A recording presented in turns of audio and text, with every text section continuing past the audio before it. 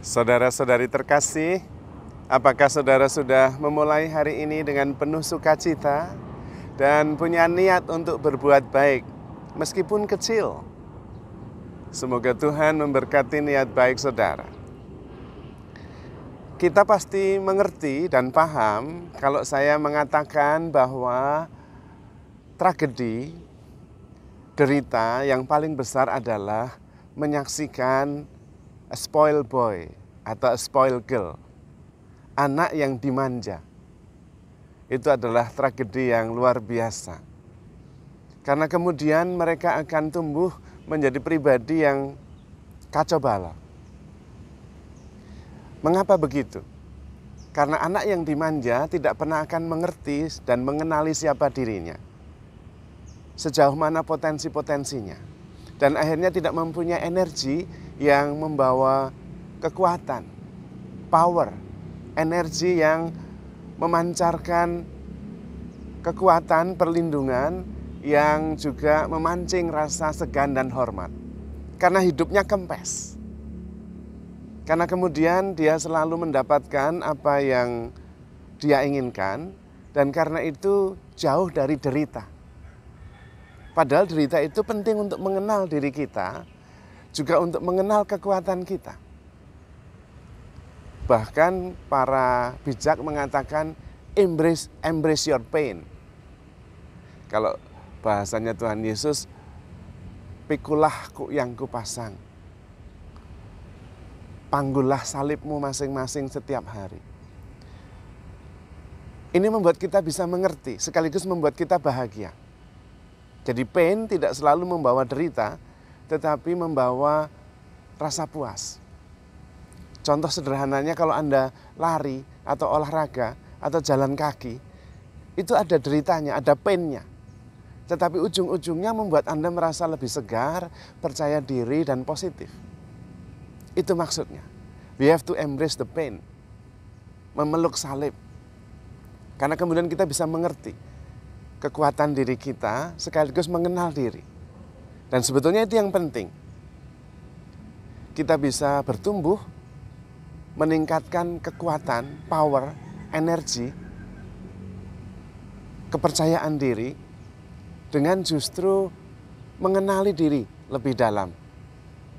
Di mana batas-batas kekuatan saya, kelebihan-kelebihan saya, bagaimana saya bisa mengenali dan sadar bahwa emosi seringkali menguasai saya.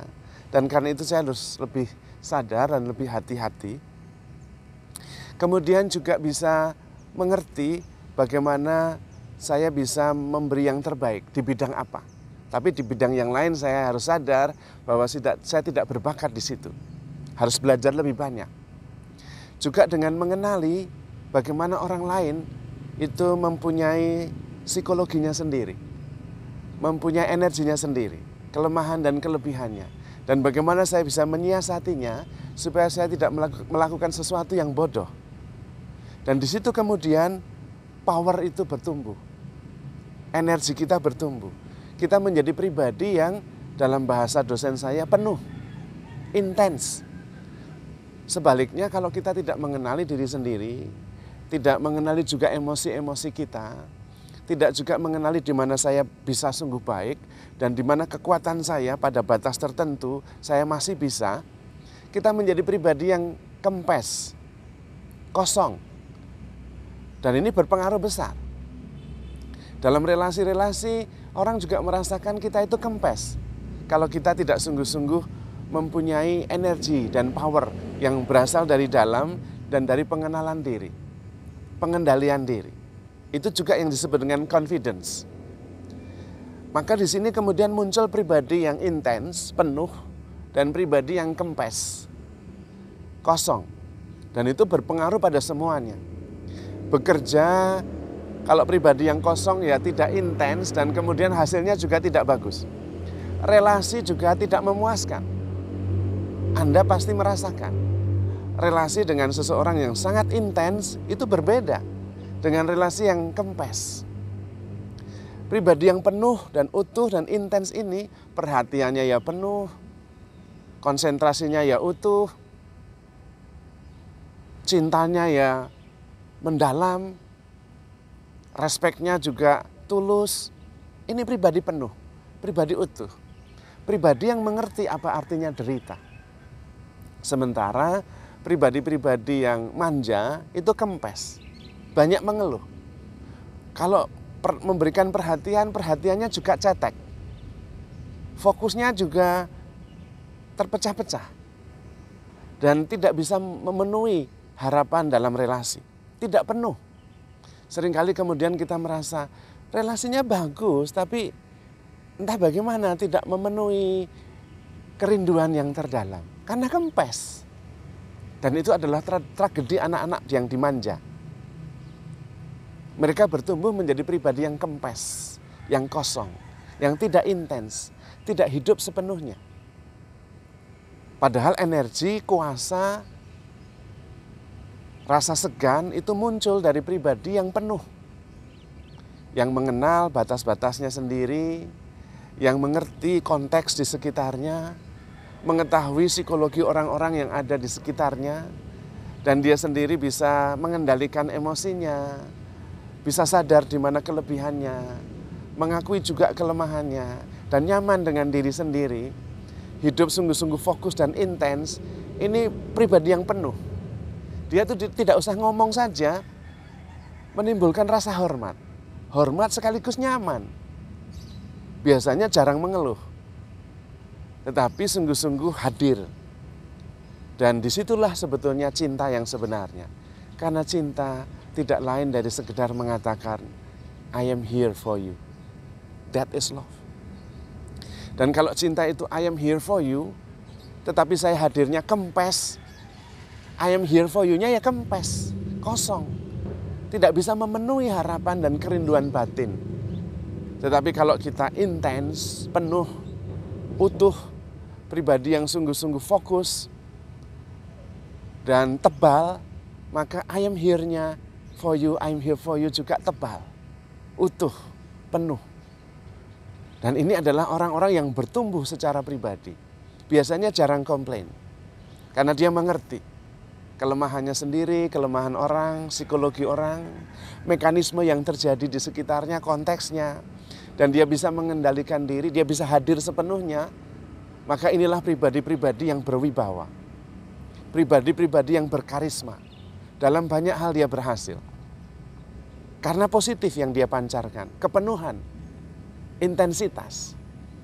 Bukan kosong, bukan kempes. Maka penting sekali kita meningkatkan kualitas pribadi. Dan sebetulnya itu yang harus kita fokuskan, yaitu pertumbuhan pribadi dalam berbagai dimensi. Terutama dalam kesadaran.